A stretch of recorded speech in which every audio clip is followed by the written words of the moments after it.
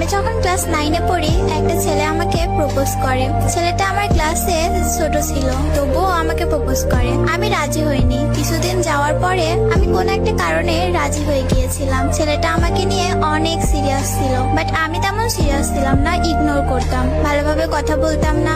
ছেলেটা অনেক কান্না করতো, আমার হাতে পায়েও ধরতো, রীতিমতো আমার জন্য পাগল ছিল। একদিন কথা না বললে সে পাগলের মতো হয়ে যেত। একদিন আমার বাসায় জেনে যায় আমি রিলেশন করি। অনেক বকা খাইছি, আমার ফোনটাও নিয়ে নেয় বাসা থেকে। তারপর সে তার ফোন আমাকে দিয়ে দেয়। সে তার বন্ধুর ফোন দিয়ে আমার সাথে কথা বলতো। আমি আবার ধরা পড়ে যাই, সে আবারও আমাকে আরেকটা ফোন দিয়ে দেয়। এভাবে অনেকগুলো ফোন আমাকে সে দিয়েছিল। সে অনেক পাগলামি করতো, আমাকে অনেক ভালোবাসতো, কিন্তু আমার ফ্যামিলি মানবে না। প্রথম প্রথম আম্মু মেনেও নিয়েছিল, কিন্তু আম্মু যখন জানতে পারে ছেলেটা সিগারেট খায়, তখন আমার আম্মু আর মেনে নেয় না। আমার বাসায় বিয়ের জন্য চাপ দেয়, অনেকগুলো বিয়ে ভেঙে দেয় আমি নিজেই। তখন আমার ফ্যামিলি আমাকে বলে, ঠিক আছে তোমাদের বিয়ে দেব, কিন্তু দুইজন কারোর সাথে কথা বলবা না, আগে বড় হও, তখন তোমাদের বিয়ে দিব।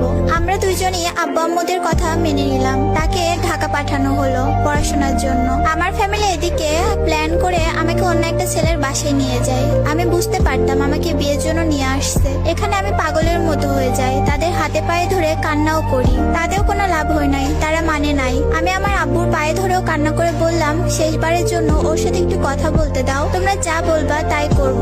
তারপর আমার আব্বু আমাকে বললো কথা বলতে দিব, কিন্তু তুমি ওকে বলবা না যে তোমার আজকে বিয়ে। আমিও রাজি হয়ে যাই। ওকে কল দেওয়ার সাথে সাথে ও যখনই হ্যালো বলছে, তখনই আমি চিৎকার মেরে কান্না করে দিই আর বলি আমাকে বিয়ে দিয়ে দিচ্ছে। ও তো তখন পাগল হয়ে গেছে। রাত বাজে 2টা, কোনো গাড়ি নাই, কেমনে আসবে? ওই পাগলের মতো খালি পায়ে দৌড়ায় দৌড়ায় বাস স্ট্যান্ডে গেছে, কোনো গাড়ি নাই, রাস্তার মধ্যে শুয়ে পড়ে কান্না করছে। আর এখানে আমার কাছ থেকে আমার ফোন নিয়ে নিছে।